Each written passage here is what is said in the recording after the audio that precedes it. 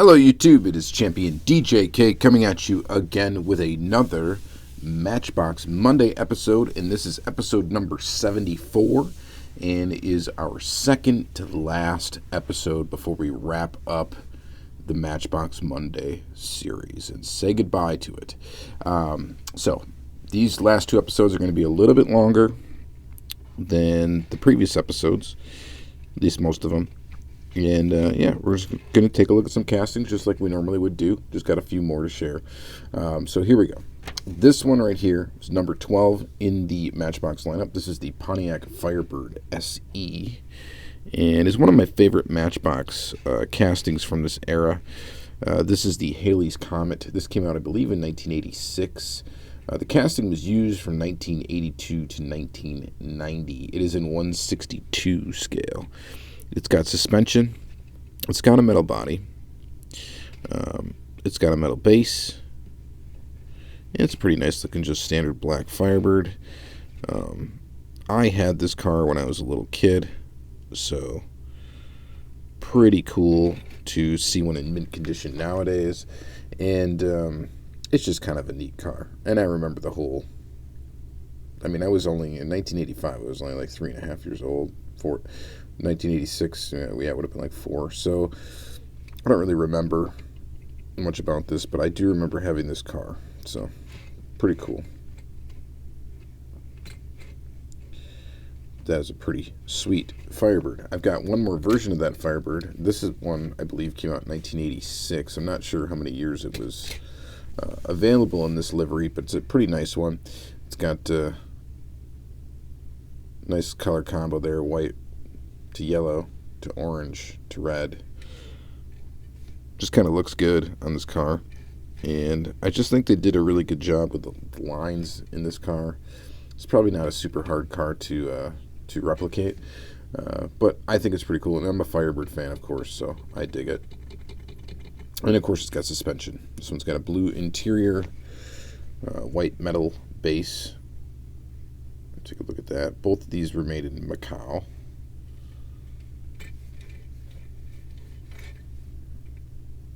And these wheels are a little weird. They look good on some castings, not so great on others. I think for this vehicle it works. That's a sweet one. I like it. I've got a lot of different variations of this casting in my collection, and these two I just added to it.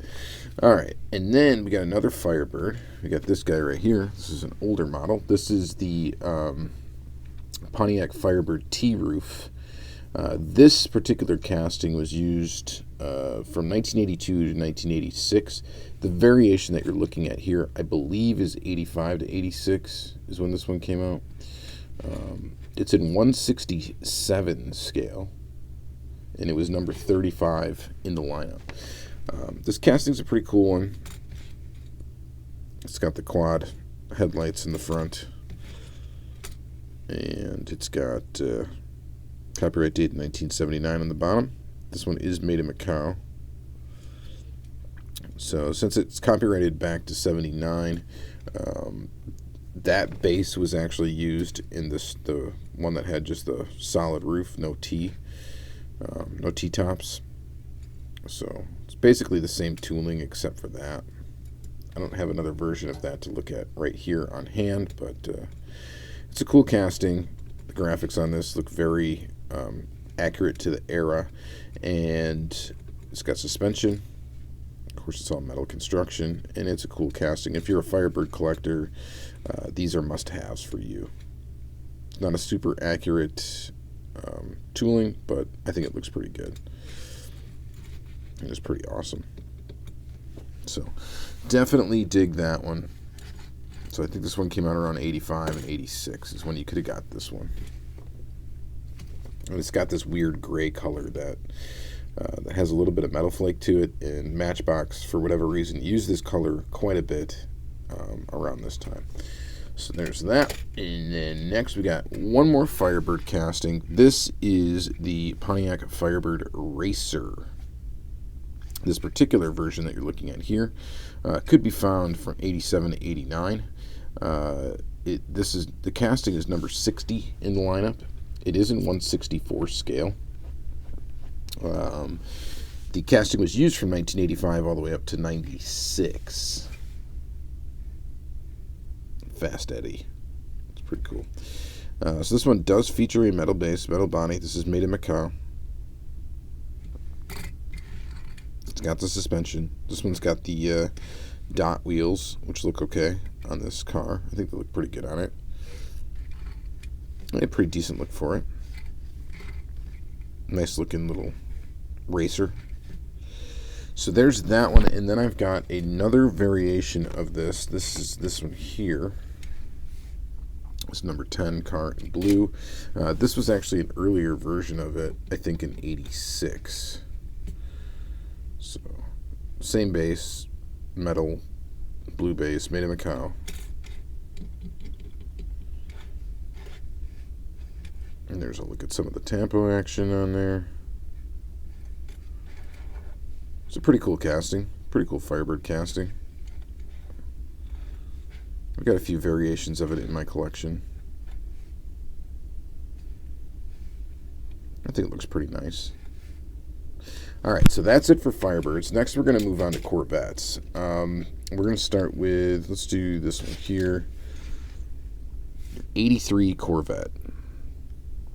I actually like the 83 Corvette. I think it's a pretty cool, I'm not a huge Corvette fan, but I do like this this model of Corvette, the 80s Corvette. This one is in 1/56 scale. This particular version of it actually did come out in 1983.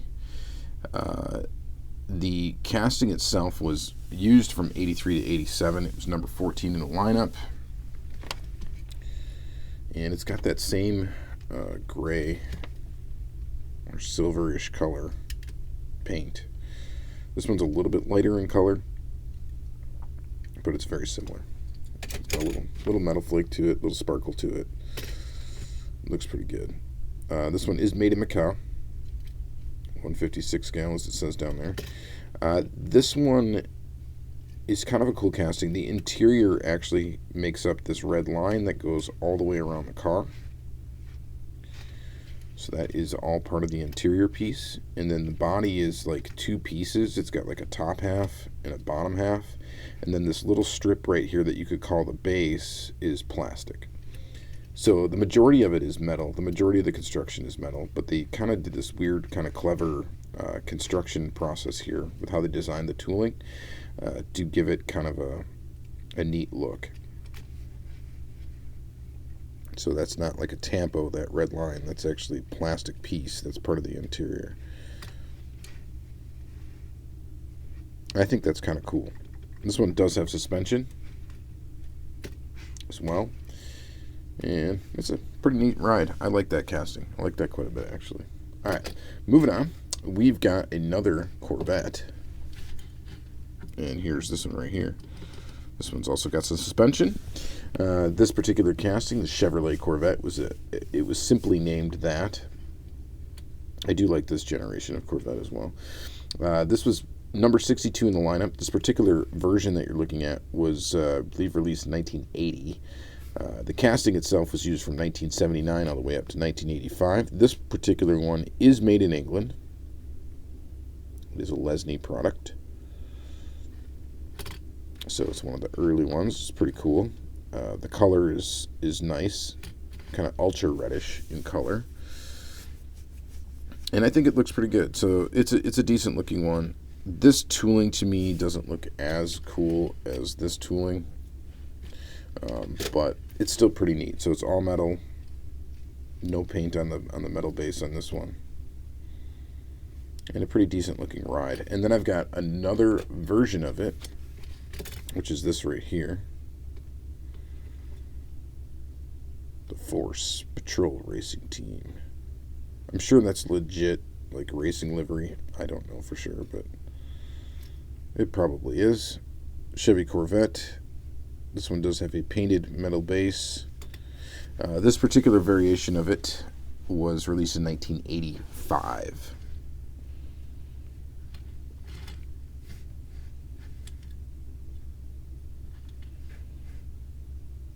Pretty cool.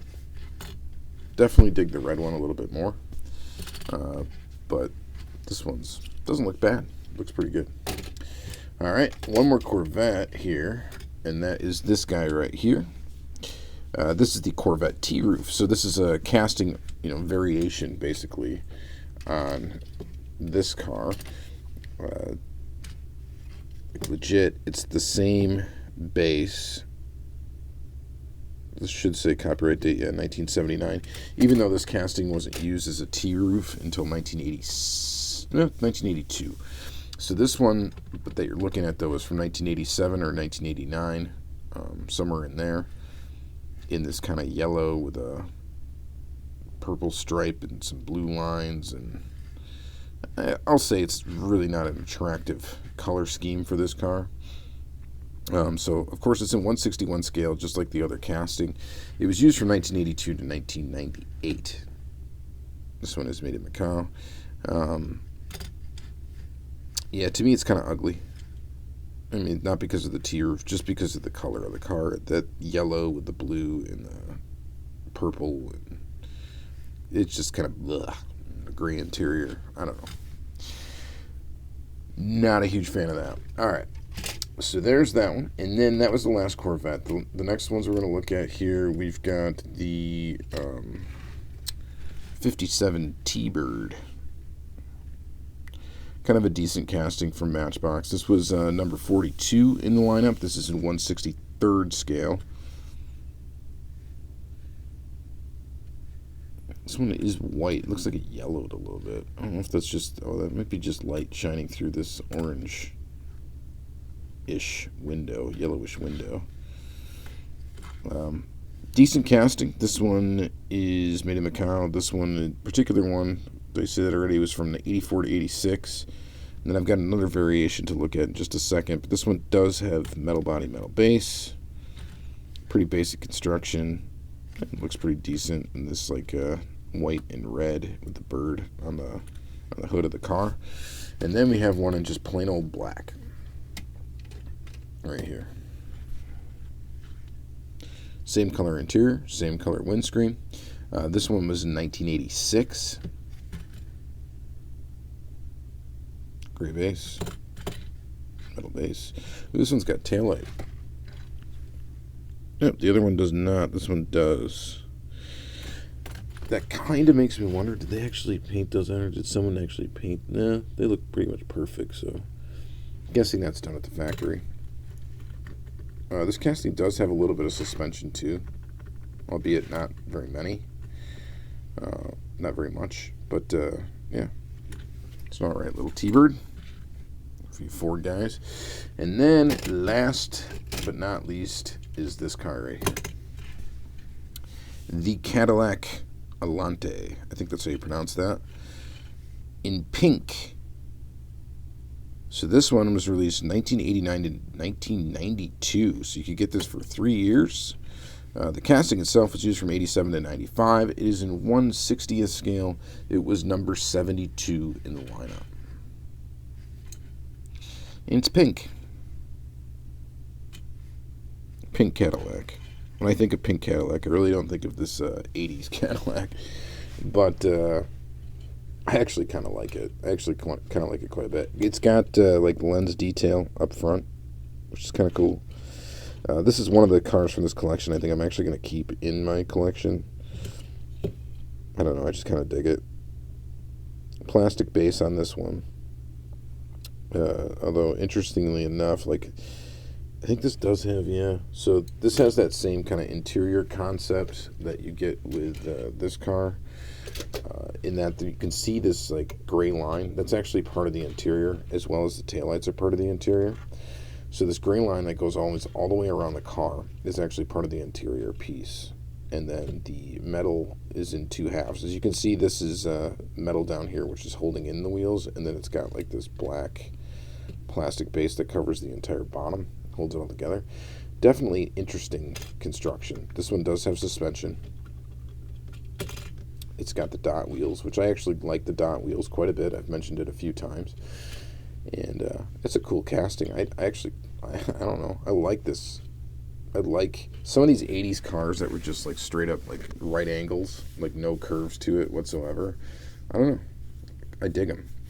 All right, so that's going to be it for this episode. Let me know what you guys think about it. Let me know what your favorite castings were. My favorite casting-wise is probably going to be the Firebird, just because I'm a Firebird fan, so I'm definitely biased in that direction. So I like, these two castings. The Pontiac Firebird Racer doesn't do too much for me, but it's still kind of cool. Then I would say, actually, second place after the Birds is going to be this Cadillac. And then if I had to pick a third, I would probably go with this Vette. I just like the way these two cars are constructed. I think it's kind of neat. I think it's kind of interesting.